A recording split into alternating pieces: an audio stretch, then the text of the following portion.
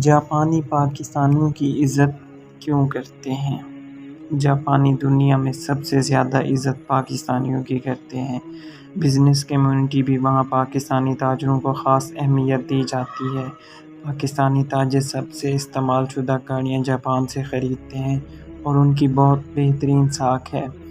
اس کاروبار میں ہر نیلامی پاکستانی شامل ہوتے ہیں اور حیرت کی بات یہ ہے کہ پاکستانیوں کو بغیر زر ضمانت بولی میں حصہ لینے کی اجازت ہے کیونکہ پاکستانی زبان کے پکے مانے جاتے ہیں۔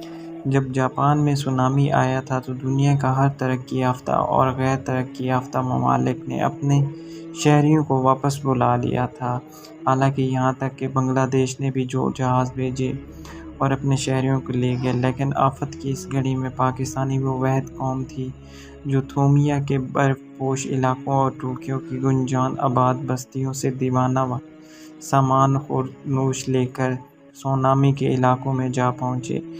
جاپانی گرم گرم کھانا پسند کرتے ہیں۔ وہ حیران رہ گئے تھے کہ یہ کیسی قوم ہے جو اپنے ساتھ کھانا پکانے کا سامان لے کر آئی ہے اور ہمیں گرم گرم کھانا پکا کر کھلا رہی ہے۔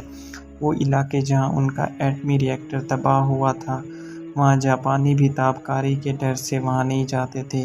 پاکستانی قوم وہاں بھی جا پہنچے۔ حیرت کی بات ہے کہ یہ لوگ جب وہاں گئے تو ان میں سے کوئی کسی جماعت یا کسی مذہب گروہ کا علم بردار بن کر نہیں بلکہ پاکستانی بن کر گئے۔